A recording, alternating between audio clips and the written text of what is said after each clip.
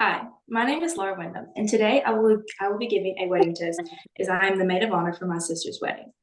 It seems like just yesterday I was watching you obsess over famous people like Austin Butler and Paul Wesley, imagining that you were actually going to marry them. Now here you are marrying a real man. Oh, how the times have changed. To be standing up here today by your side is truly an honor. I can think about when we were kids and all we'd do is fight and argue, and it would lead us to say that we weren't even going to let each other be invited to each other's weddings. That's something that I laugh about to this day. Bear with me as I dive into not only how I and Hannah's relationship has came to be about, but also how James and Hannah's relationship has came. Although it's hard to believe, me and Hannah have not always been attached to the hip. Thinking back to when we were little, we would go from playing dress up to then playing in the mud 20 seconds later, thinking that we were the coolest things ever. As you can see from the picture, me with the peace sign thought that I was the coolest thing ever. Although it looks like we were attached at the hip, we certainly were not. I did not like Hannah. She was the overprotective and annoying big sister. But although I did not like her, she's always been there for me. Moving to Texas, that is when our friendship really started to flourish. We didn't have anybody and we were all alone. That led us to become friends with each other. Flash forward 2 years later, you would have thought we were best friends, but that certainly was not the case. It wasn't until moving back to Mississippi and us being the same friend group that we became best friends. Now on to college, she has always been there for me through that hard transition, and she has been a second mom towards me. She will drop anything and everything to be there for me. Enough about us. Let's talk about a love story. If you know Hannah, you know that she loves and adores everyone around her. It's easy to be loved by her, but it's not always easy to keep it, especially when it comes to boys. Whenever you think about Hannah, she wasn't really the dating type, you would say. So whenever she started talking about James, I knew that this was going to be different. I can remember like it was yesterday, the glow that Hannah had on her face whenever she walked back in after going on her first date with James. The happiness that exuded from her smile and the glow on her face, I knew that there was something different and that it was going to be an everlasting love, and boy, was I right. Watching their love story unfold has been so rewarding, and it just shows how amazing they are, not only separated, but also together. They lean on each other and they strive to make one of the other better, and they bring so much joy to all their family and friends. Hannah, as much as you hate talking about the future, here it comes. Marriage is hard, and there's going to be hard times coming, but keep the happiness and think about the happiness. When in doubt, dance it out, like you always told me. And James, just remember how much Hannah loves sweets, so always keep some Oreos in the kitchen. Never forget this moment, and never forget the joy that y'all have right now. Don't dwell on the bad times that comes, but think about the joy. And don't take life so seriously. Take it with some fun. So now it's time for me to give up the mic. But with all this being said, I love you, sister, and I'm so incredibly happy that you found your second best friend. Just remember, I'm always going to be your number one best friend. Thinking back about driving around in that pink electric Barbie car, and now to you driving off into your happiness, I hope that life is so much fun. I wish y'all love and I wish y'all happiness, and I hope that y'all's future is everything that y'all want. James, I'm going to remind you like I did 5 years ago. If you ever do anything to hurt her, just remember that you're not going to like what comes. Thank you for listening to my speech.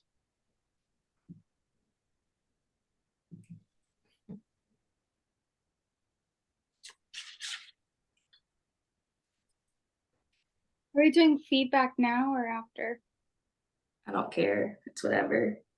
Well, if we do it now, I thought that was like really, really cute how you talk about your sister, and I loved it. Thank you. Um, I think you did really well. You did a good job of like you sounded like you actually like really knew your speech very well. And you didn't like reference your like cards a lot, so it was really good. Well memorized. Good job.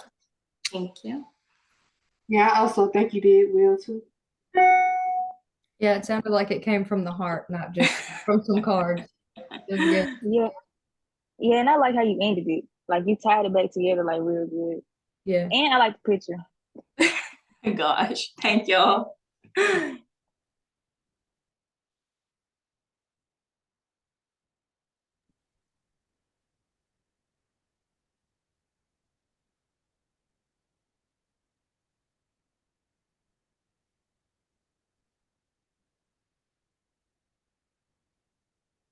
Sorry, technical difficulties.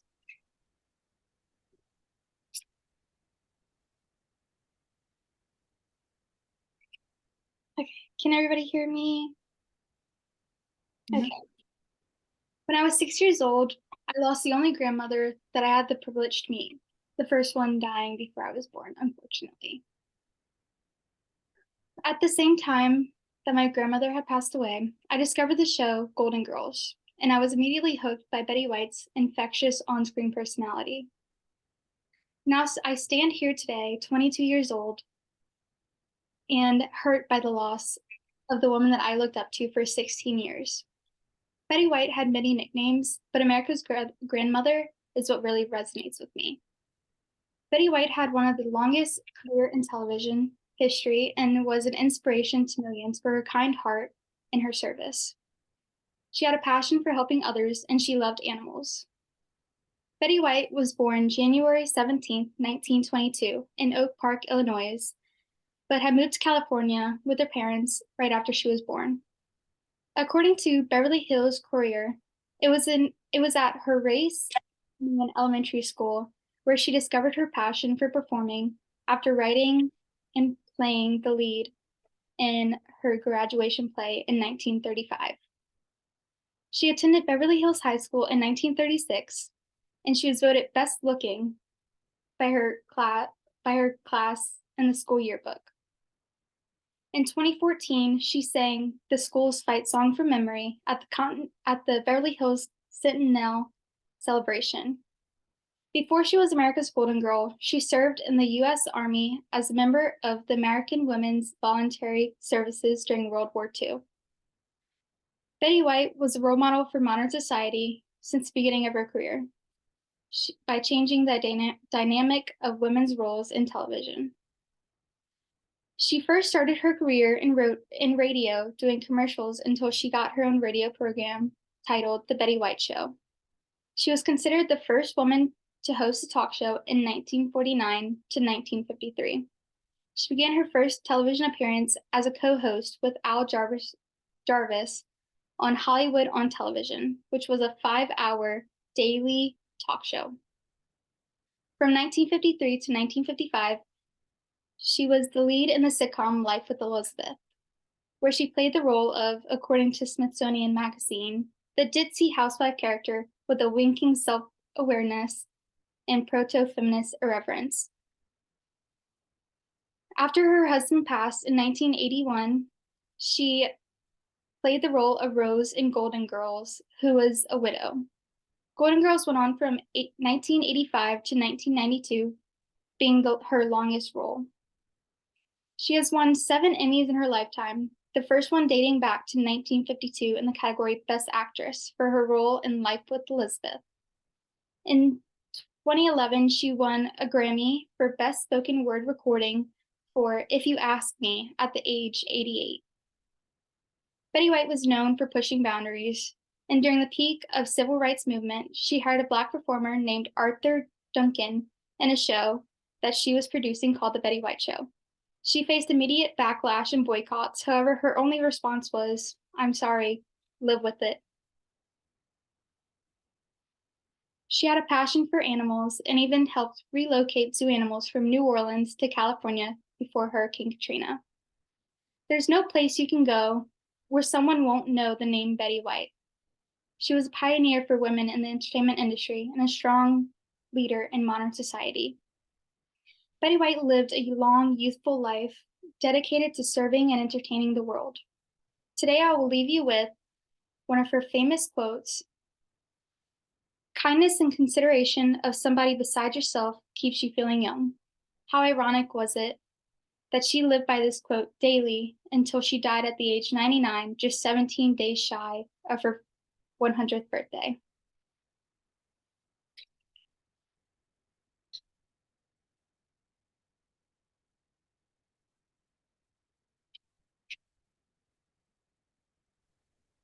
Good job.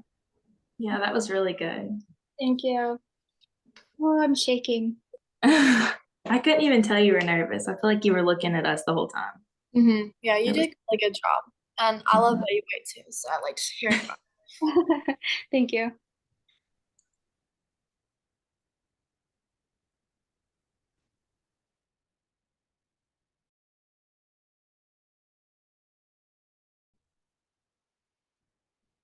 Is there like a certain order that we're going in, or is it like whoever? Okay. Do you mind if I go ahead and go? Okay. I'm gonna get. Oh. All right. Just to show you. My Aunt Dawn was so full of life and light that there's not a person she loved on this earth who will forget her kind heart. My name is Kristen Sawyer, and the woman we are all gathered today to commemorate was my Aunt Dawn. My Aunt Dawn was outgoing and an adventurous woman who loved the Lord. I remember most fondly our time spent at my grandmother's beach house during the summer, as you can see pictured here. My Aunt Dawn loved to get on the raft and bask in the sun and drift away from the pier. I always thought she was crazy, and people must have thought she was crazy with all the nearby boat traffic and such going on. But she would slowly drift off till she got all the way to the sandbar a few acres off from the shore, and she without a care in the world. One time, she convinced me to go with her, and boy, was I scared. The water always made me a little bit nervous growing up, but she was sure to keep taking me, and so I could not wait to swim in the deep with her. My Aunt Dawn was always like that. She had the most outgoing and adventurous spirit of anyone that I knew, and she loved the Lord with all her heart, and that's what she'd want to be remembered for. That story was just one of many examples of Dawn's outgoing personality. She had the kind of personality and disposition that you felt like you could come and talk to her about anything. She loved being there for people, whether it was a shoulder to cry on or making a home-cooked meal when words were just not enough. Don't even get me started on her poppy seed chicken. I remember the very last time that she made it. We had all came to her house to celebrate my sister's engagement party. People could not wait to get a piece of it. I still dream about it to this day. Sometimes her cooking was the only thing that could get my family together at one table, when tensions were high and egos would always get in the way. She was always the one to bring us together. She was the glue in our little messy family through all the feuds and the fights. I can't tell you how many vacation trips and adventures she talked us all into. My Aunt Dawn had such an adventurous spirit.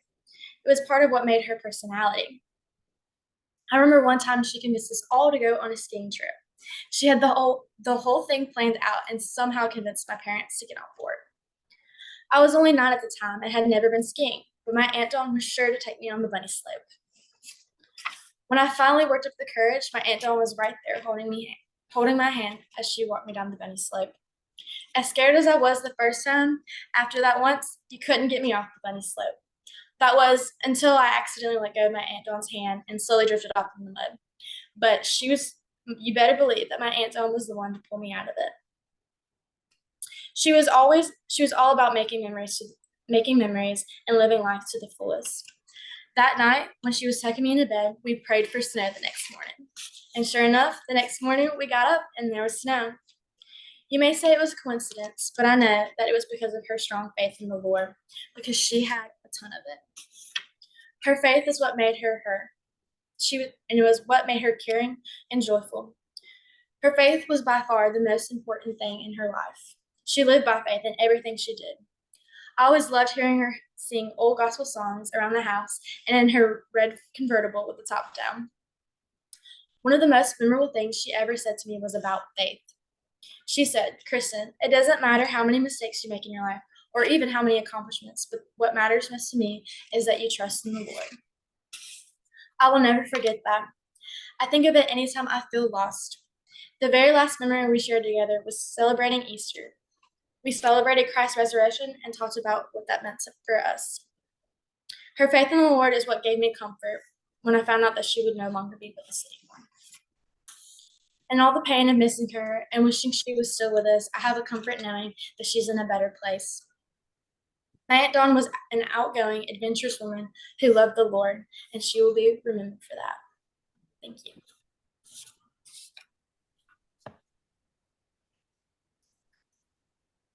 I loved all the little story tidbits too. Those are cute.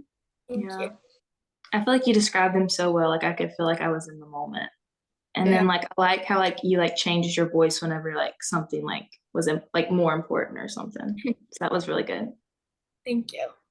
Yeah, the way you described her made me think about like people I know like that I could like relate. Good. Okay.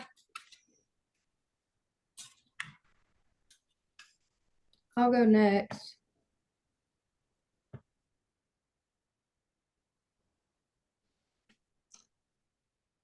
Okay, so the purpose of my speech today is to give thanks to the people who donated clothes and furniture to help us clear out our house and to also honor my dog. So my name's Jesslyn Smith, and my message today is just to be appreciative for each and every day that you wake up and to just be grateful for what you have because you never know whenever it can go away in an instant. Today, I'm going to be talking about telling my audience about how the night of a fire happened and how my dog saved our lives and everything that I have learned afterwards. According to the National Fire Protection Association, there is an average of 385,000 house fires every year. On the night of February 6th, 2022, I suffered a tragic house fire where I lost everything, and if it wasn't for my dog, I might not still be here. This day started off as a normal day. Me and my fiance had woken up and made breakfast together that morning. We were just hanging around the house all day. We even considered going to town and just piddling around. But we didn't. We stayed home and we watched Yellowstone all day. The ending of our night was nothing out of the usual. I had cooked supper and washed dishes and continued watching Yellowstone with him. My fiance made sure that our dog was in his kennel outside and that he had food and water. We never know that when we went to sleep, we would wake up and to what would happen next. We did not go to bed until around midnight that night. And when we both woke up around 1:30 in the morning, tossing and turning, and we were both like, this is so annoying, you know, we just wanted to sleep. But around 1:30, our lab dog, who never barked at anything, started going crazy and barking, and it startled both of us. My fiance jumped up and looked out the window, and the whole back side of our house was on fire. My neighbor also woke up because he heard the dog barking and immediately called 911 because he knew that something had to be wrong. My fiance and the neighbor tried to put out the fire with pitchers of water and anything they could for about 2 to 3 minutes, but it felt like forever. While they were doing that, I was trying to get the cats and the dog and everything that I could out of the house at the time.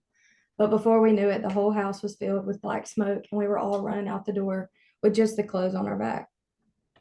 We sat there for until about 4 o'clock that morning, watching the firemen try to put out the fire and watching our house and everything that we had burned to the ground. In that moment, we felt like we had lost everything, but little did we know we had a whole community of people behind us that would help us. Our little community donated clothes, furniture, and money. People that we had never even talked to before were reaching out, donating, asking what we needed, how they could help. We were so overwhelmed with the amount of love and support that we felt after this tragic event. During or right after they had put this box, I don't know why it won't focus. It's a box, like a lock box that they put at a baseball game. And it had a picture of me and my fiance on it talking about the fire and asking people to donate. This experience changed my life for the better, and I am more grateful for the things that I have now. And it's more like the material things, they do matter, but not as much anymore. Just because your day starts off as a normal day doesn't mean that it'll end that way. I will never take a normal day at our house watching shows together for granted. If it wasn't for our dog barking at 1:30 in the morning, warning us of that fire, I don't think that we would still be here. I am appreciative of him trying to save us. I am also very appreciative of all the people in the community that reached out to help us. I never thought that we would be one out of the 300,085 people who experienced this tragic moment. Never take anything for granted. You never know when a day could be your last. You never know when you could be just another statistic. Thanks.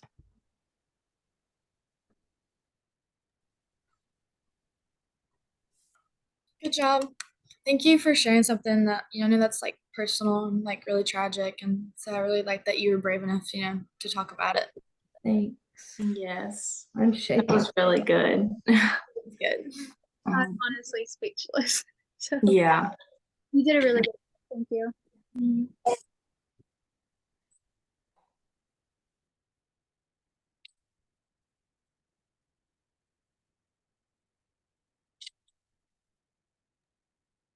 Okay, I'll go. Okay. Okay, so good afternoon. My name is Michaela Williams, and I'll be presenting the For the People Award. So we give these out once a year to a special person who is nominated and chosen by you, the people. So I want everyone to think about the most selfless person they know who supported you and changed your life without them, just by being them, like without them even noticing. And there's nothing worth giving someone so deserving other than the word. They deserve so much, and that's what this award is for, to honor and acknowledge this person by being truly themselves. So I, just like the rest of you, have witnessed this man be himself unapologetically in every room. His videos translate to his real life humility through his interaction with people in the audience. So he inspires people across the world to help and support each other, which is why Keith Lee will receive this award. Because of his actions, I want to discuss the importance of community, the impact good intentions have, and the ways in which good deeds can benefit us all. So think about the time you were struggling and received help from someone around you in your community. Having a community makes everyone feel safe and supported. So Keith does a good job of showing support. He lives in Las Vegas, where there is high numbers of homeless people. So he collaborated a couple months ago with another TikToker to help feed the homeless people in his area. Because a lot of people's situations vary, you never know what someone is going through. So having good intentions and being a good person is really what it's all about. You cannot have good you cannot have a good community without good intentions. So having good intentions is understanding that everyone goes through challenges and having an awareness and acting on it either by yourself or with others around you. So how does it help you being a good person? A quote from Psychology Today says, in helping others, you help yourself. So Keith Lee challenges us every day to be better people in any small way we can. We also become more empathetic. Good intentions and interactions aid us in executing good deeds. Being a good person encourages and motivates the people around you to do the same. So this works towards making better communities, which can better the society. Good deeds are done all the time through charity work or people doing fundraisers like back to school or giving back to shelter. So using his platform on TikTok with 10 million followers, Keith Lee created his own way of giving back and supporting those around him.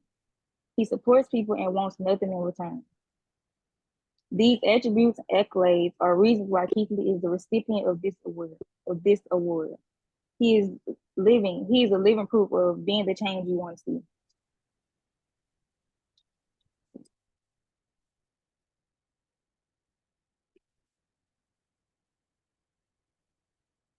Good job.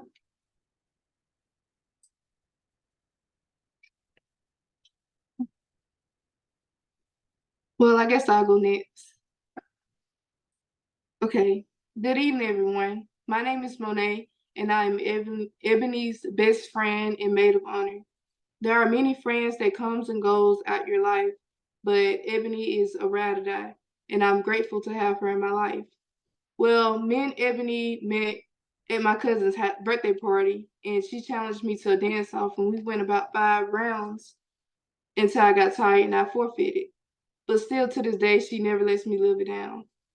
From then on, we started hanging out, and eventually we became best friends. And Ebony is not only my ride or die, but she's my journal, my hero, and my sister. One unique thing about her is she never gets drunk, and I'm talking about 5 glasses of wine drunk, but she never gets drunk. And another unique thing about her is she's addicted to cleaning, and which works out for me because my doors are always open to her.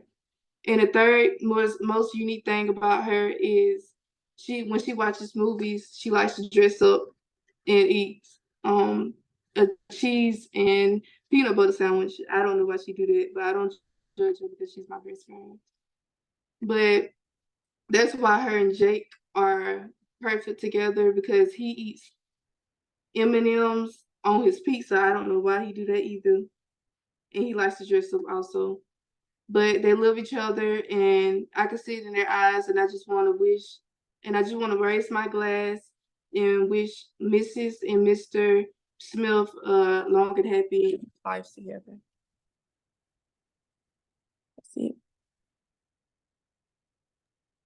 That was good. Both of y'all's was good. I had no feedback on your last one, but I liked how you did a list and then kind of like said like 1, 2, 3. And then Michaela and I liked how you like connected it to statistics, but also like to him. So that was good. I want to Thank skip feedback, but we were like, the time for the 45 minutes is like dying. So I was like trying to just get it over. But yes, good job, both of y'all. Good job, everyone. Yay, it's over.